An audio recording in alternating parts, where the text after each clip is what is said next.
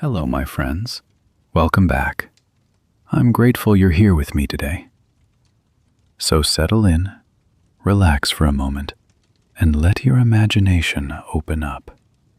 Because today, we're going to travel somewhere fascinating. We are going back to the year 1225, to a place in southern Italy, a quiet castle on a hill. The wind is cool, the walls are thick and old, and inside this castle, a baby boy is born. His family is rich and powerful. They have big plans for him. But this boy, he has other plans, plans that no one can imagine yet. His name is Thomas Aquinas, and one day, the whole world will listen to him. The castle was called Roccasecca. It sat high on a hill between Rome and Naples. It was a strong and beautiful place. Thomas was born there in the year 1225. His father was a knight. His mother came from a noble family. They were proud people, serious people. They believed in God, in power, and in tradition. From the very first days of Thomas's life, his family had a dream for him. They wanted him to become the abbot of Monte Cassino.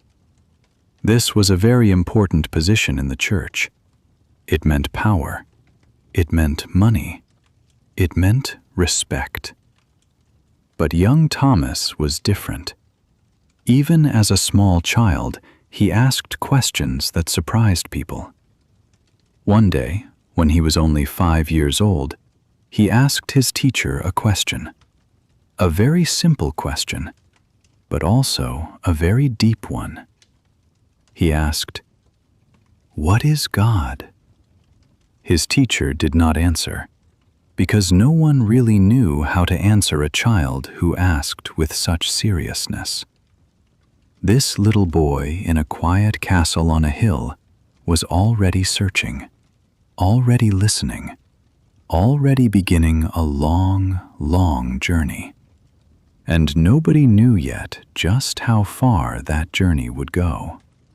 When Thomas was 5 years old, his family sent him to study at the monastery of Monte Cassino. This was a famous and ancient place. The monks there were serious men. They studied, they prayed, they lived quietly, and young Thomas studied with them. He was a quiet boy. He did not talk very much. He listened. He watched. He read every book he could find. The other boys sometimes laughed at him. He was big and slow in the way he moved. He did not run or shout like other children. He sat. He thought. He was calm and heavy, like a big, gentle animal. Some people called him the dumb ox. Dumb in Old English means quiet, not stupid, but they said it to laugh at him. They thought he was too slow, too silent, too simple. They were wrong. One of his teachers, a wise old man, watched Thomas carefully, and one day he said something that people still remember today. He said, "This ox will one day fill the whole world with his voice." Nobody believed him then, but the story of Thomas Aquinas was only just beginning, and the world was not ready for what was coming. Thomas grew older. He studied hard at Monte Cassino. Then, when he was around 14 or 15, he went to the University of Naples. This was a new and exciting place. Naples was a busy city, full of ideas, people, and noise. For a quiet boy from a castle on a hill, it was a new world. And in Naples, Thomas discovered something that changed everything. he discovered the writings of Aristotle. Aristotle was an ancient Greek philosopher. He lived more than 1,000 years before Thomas. He wrote about everything, about nature, about the mind, about how to live a good life. At that time, many people in the church were afraid of Aristotle. They thought his ideas were dangerous. They thought he asked too many questions. But Thomas was not afraid. He read Aristotle carefully and slowly, and he saw something beautiful. He saw that reason and faith could work together, that the mind and God were not enemies. This was a big and dangerous idea, and Thomas was ready to follow it, no matter where it led him. But first, something happened that would change the direction of his whole life. In Naples, Thomas met a group of men called the Dominicans. They were friars, traveling monks, poor men who walked from city to city, teaching and preaching. They did not live in big, comfortable monasteries. They lived simply. They gave everything to learning and to God. Thomas watched them. He listened to them, and he felt something deep inside him. He wanted to join them. He wanted to live like them. When his family heard this, they were shocked, angry. His mother came quickly to Naples. She tried to stop him, but Thomas did not change his mind. So his brothers took him. They brought him back to the family castle and locked him inside. For almost 2 years, Thomas was kept in the castle. His family tried many things to make him forget the Dominicans. They sent him books, which he was happy to read. They sent him a beautiful woman to tempt him away from his religious life. Thomas did not stop. He did not give up. He prayed. He studied. He waited. And after 2 years, his family finally accepted. They opened the door, and Thomas walked out. He walked directly to the Dominicans. He never looked back. Thomas joined the Dominicans and began a new life. He traveled. He studied. He listened to the greatest teachers of his time. He went to Cologne in Germany to study with a famous teacher named Albertus Magnus. Albert was a brilliant man. He understood science, nature, and philosophy, and he saw immediately that Thomas was special. Remember the story of the dumb ox? Albert was the one who said those famous words about Thomas filling the world with his voice. Under Albert, Thomas grew fast. He studied Aristotle more deeply. He began to write. His mind was like a great, quiet river, slow on the surface, but very deep and very powerful below. Thomas believed that God gave humans 2 gifts, the gift of faith and the gift of reason. He believed that these 2 gifts must work together, not fight each other. This idea was new, it was brave, and it would become the foundation of his greatest work, a work so large, so deep, that people are still reading it today, almost 800 years later. Thomas began to teach and write in Paris. Paris was the center of learning in Europe. The University of Paris was the greatest university in the world at that time. Thomas taught there. He debated with other great thinkers. He was not a dramatic man. He did not shout or perform. He spoke quietly and clearly. He used simple logic, step by step, question by question. He had a special method. He always started with a question, Then he gave the arguments against his answer. Then he gave his own answer. Then he answered every argument, one by one. It was like watching a calm, strong man build a house, brick by brick. No hurry, no waste, just careful, honest work. His students loved him. Even people who disagreed with him respected him. And slowly, his name spread across Europe. Scholars came to hear him speak. Kings asked for his advice. The Pope himself trusted Thomas. But Thomas was not interested in power or fame. He was only interested in one thing: truth. The search for truth. This search never stopped, not for a single day of his life. Thomas Aquinas wrote many books, but his greatest work was called the Summa Theologiae. In English, this means something like the complete summary of theology. It is a massive work, thousands of pages, millions of words.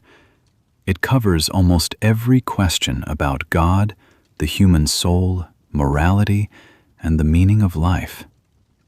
Thomas worked on it for years. He wrote every day. He dictated to his helpers. He rarely slept for long. He prayed before he wrote.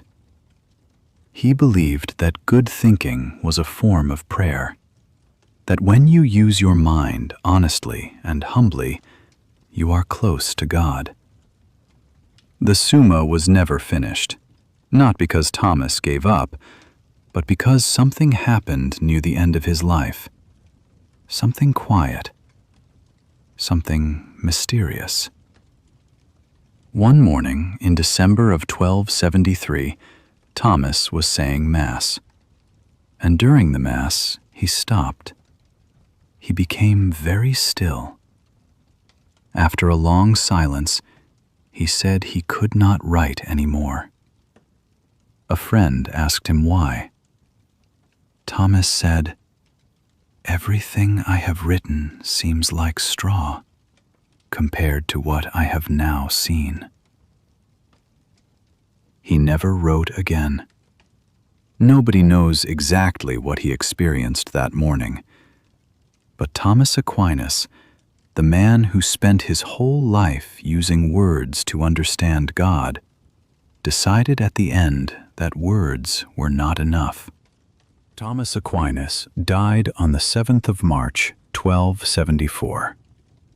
He was only 49 years old. He died on his way to an important church council. He was tired and ill. He stopped at a small monastery called Fossa Nova. The monks took care of him. He died quietly, peacefully. The man who had written millions of words died in a small, simple room, far from the great universities, far from the powerful people who admired him. Just a quiet man, a humble man, a man who spent his whole life learning, listening, and searching for something true. After his death, the Church studied his work carefully. In 1323, less than 50 years after he died, Thomas Aquinas was made a saint. Today, he is called the Doctor of the Church. His ideas are still taught in universities all over the world. The boy, who was called the dumb ox, became one of the greatest thinkers in all of human history.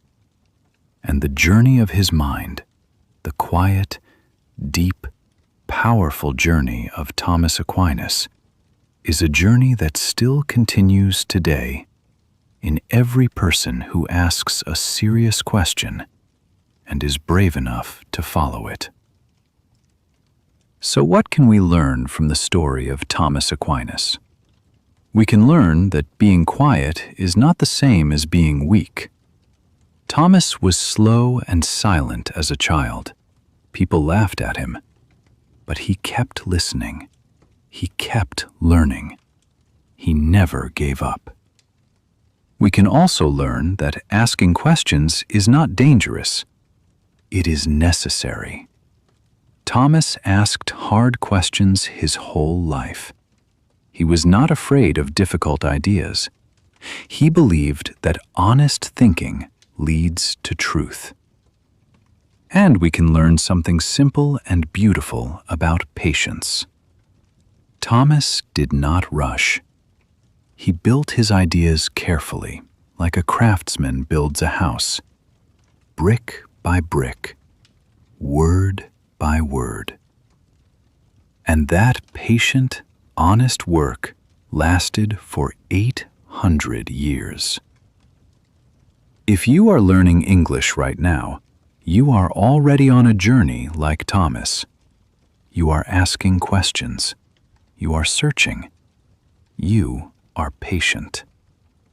Every story you listen to, every word you learn, is one more brick in your own great house. Thank you for being here today on Storyline English. The story of Thomas Aquinas is long and deep and full of meaning, and there is still more to discover. So stay close, because the journey is not finished yet. Before you go, let us look at 5 important words from today's story. These are words that good English speakers use often. The first word is humble. Humble means you do not think you are better than other people. Thomas was a humble man. He did not want power or fame. The second word is reason. Reason means the ability to think clearly and logically. Thomas believed that reason and faith must work together. The third word is debate. To debate means to discuss an idea seriously, with arguments on both sides. Thomas debated with the greatest thinkers of his time. The fourth word is foundation. A foundation is the base that something is built on. Thomas's ideas became the foundation of Catholic philosophy. And the fifth word is patient. Patient means you can wait calmly without feeling frustrated. Thomas was patient his whole life. He never rushed. He never gave up. Remember these 5 words: humble, reason, debate, foundation, patient. They will help you understand many more stories in the future. Now, before I go, I have one small question for you. Did you enjoy this part of the story? The part where we stopped together and learned new words? Because I want to know. If you want me to keep this vocabulary section in every future episode, write one word in the comments right now. Just write vocabulary. That is all. One word. And I will know that you are here. I will know that you are learning. And I will keep this special section just for you in every single story. Thank you, my friends. I will see you in the next episode of Storyline English.